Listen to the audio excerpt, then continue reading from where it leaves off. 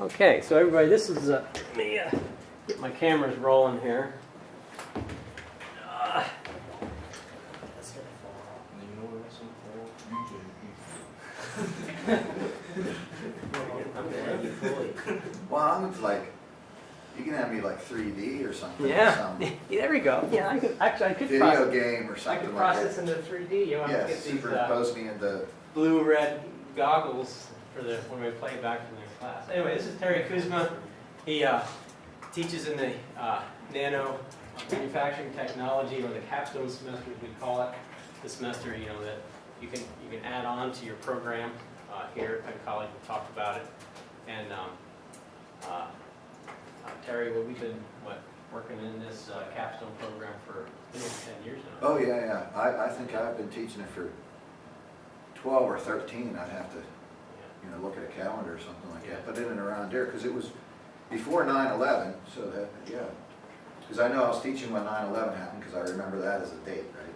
Yeah. So I remember going to that class.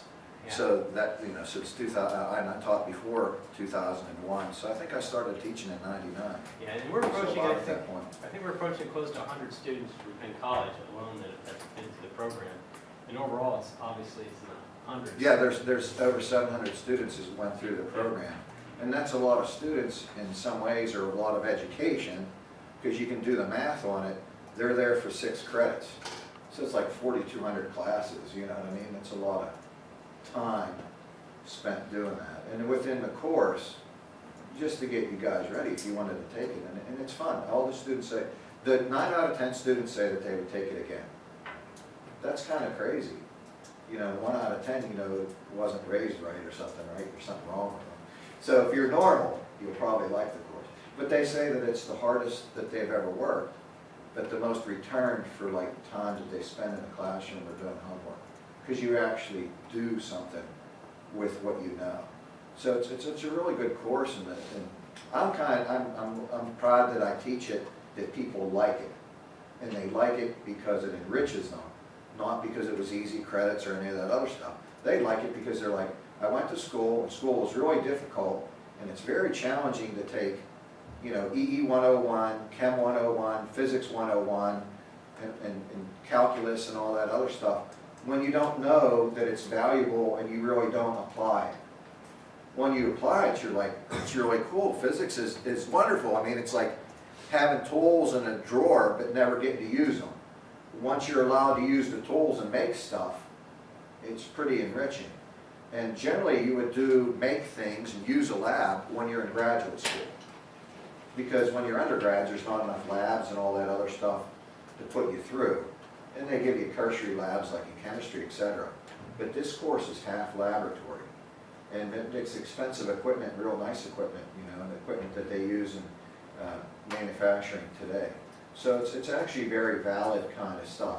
Not that Physics 101, Chem 101, Bio 101 isn't valid. Actually, that's what I teach, is how to apply them.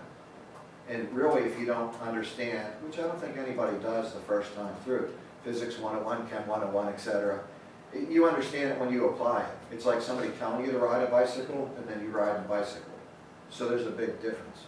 And the companies really like this because they want to have people that have application skills.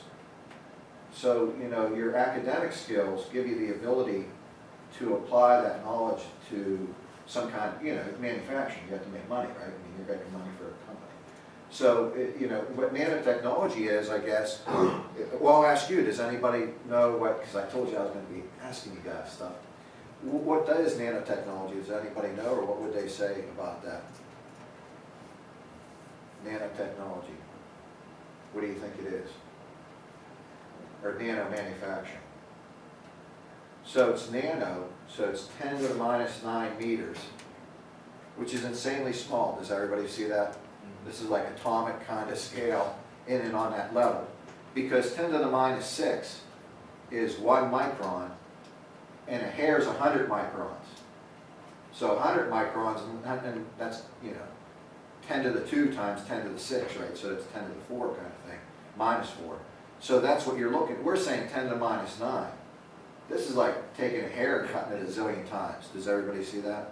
So it's a real fine detail. So then you might want to ask yourself, or you might be thinking, that's crazy, it's silly, and it's too small, and I'm never going to do that, or this is outrageous, or maybe that's next year or 10 years from now. That's how a lot of the things that you own are made. So things are made atomically, like microprocessors, screens for video players or your cell phone or whatever. You know, nanotechnology is like battery technology, how batteries last longer in your cell phone. So I think really, you know, like your cell phone is a really good application of maybe modern manufacturing, not just nanotechnology, but for sure it's nanotechnology. So you've got a cell phone. What goes into a cell phone? Well, you have the display, right? So there's, you know, display technology. There's somebody in here that is doing acoustics. There's batteries. There's microprocessors. There's waves like from the cell tower, right? So there's antennas. And so what is in here? I mean, this is all like a physics, chemistry, and all that other stuff in here. There's polymers in here. Does everybody see that? So in your cell phone, like, who makes this? Does an E make this? Does a chemi make this? Well, all chemis or MEs or any discipline makes this, but they have to know about all the engineering disciplines. And really, that's what nanotechnology is. Nanotechnology is all the engineering disciplines together, you know, to make one product. And really, that's what companies want. I mean, Apple doesn't want to hire an acoustics engineer. They want people to understand acoustics